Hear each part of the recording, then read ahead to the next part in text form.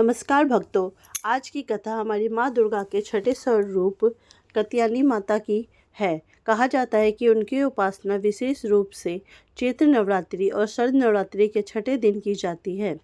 यह स्वरूप साहस, धर्म रक्षा, न्याय और दिव्य शक्ति का प्रतीक है। प्राचीन काल में महिषासुर नामक असुर ने कठोर तपस्या कर वरदान प्राप्त किया और अत्यंत शक्तिशाली हो गया। उसने स्वर्गलोक पर आक्रमण कर देवताओं को पराजित कर दिया। चारों ओर अन्याय और अत्याचार फैल गया। तब देवताओं ने भगवान ब्रह्मा, विष्णु और महेश जी के पास जाकर प्रार्थना की। तीनों देवों के तेज से एक दिव्य ज्योति प्रज्वलित हुई। उसी ज्योति से एक अद्भुत देवी का रूप प्रकट हुआ। ऋषि कात्यायन ने उस दिव्य शक्ति की कठोर तपस्या की थी और कामना की थी कि देवी उनकी पुत्री रूप में अवतरित हो। उनकी तपस्या से प्रसन्न होकर देवी ने आश्रम में उनके जन्म लिया, इसलिए वे कात्यायन ऋषि की पुत्री कात्यायनी कहलाई। माँ कात्यायनी सिंह पर अरुण होती हैं। उनके 4 भुजाएं हैं। एक हाथ में तलवार, दूसरे हाथ में कमल, तीसरा हाथ वर मुद्रा में और चौथा अभय मुद्रा में रहता है। उनका वर्ण स्वर्ण के समान तेजस्वी है। उनका रूप अत्यंत उग्र परंतु भक्तों के लिए करुणामयी है।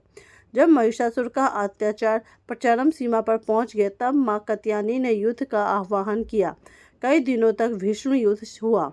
अतः देवी ने अपने त्रिशूल और तलवार से महिषासुर का वध किया। देवताओं ने जय जयकार की और पुनः धर्म की स्थापना हुई। यह कथा सिखाती है कि जब अन्याय बढ़ता है तब धर्म की रक्षा के लिए शक्ति का प्रकट होना आवश्यक होता है।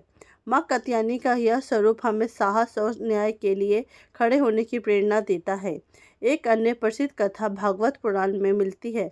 वृंदावन की गोपियों ने भगवान श्री कृष्ण को पति रूप में पाने के लिए मार्गशीर्ष मास में यमुना तट पर माँ कात्यायनी की पूजा की।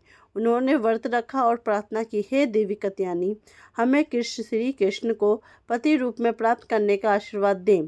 गोपियों की भक्ति से प्रसन्न होकर देवी ने उनकी मनोकामना पूर्ण की। इस कथा से स्पष्ट होता है कि माँ कात्यायनी मनोकामनाएं पूर्ण करने वाली देवी हैं।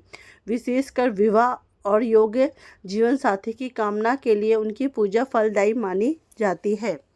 एक बार एक अन्य राज्य में एक राजा था जिसकी पुत्री अत्यंत धर्मपरायण थी, परंतु उसका विवाह योग्य समय निकलता जा रहा था।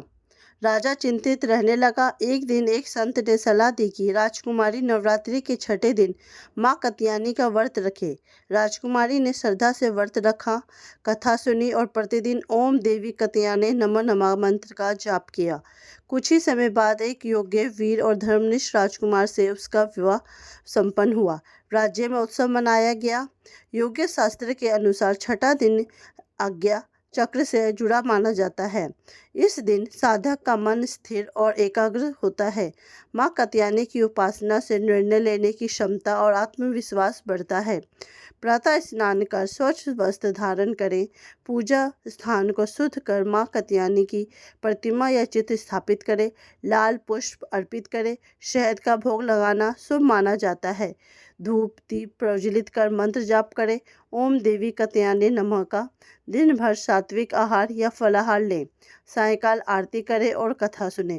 माँ कात्यायनी हमें सिखाती है कि जीवन में साहस और धर्म का मार्ग कभी नहीं छोड़ना चाहिए। वे न्याय की अधिशास्त्री हैं। जो भक्त सच्चे मन से उनकी उपासना करता है उसके जीवन के भय और बाधाएं दूर होती है।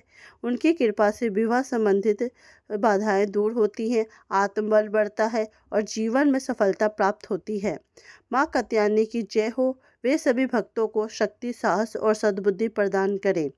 ये थी हमारी आज की कथा। इसी तरह की पौराणिक और पारंपरिक कथा सुनना चाहते हैं तो कृपया मेरे चैनल को सब्सक्राइब कीजिए और कमेंट बॉक्स में जय कात्यायनी माँ लिख के जरूर जाइए।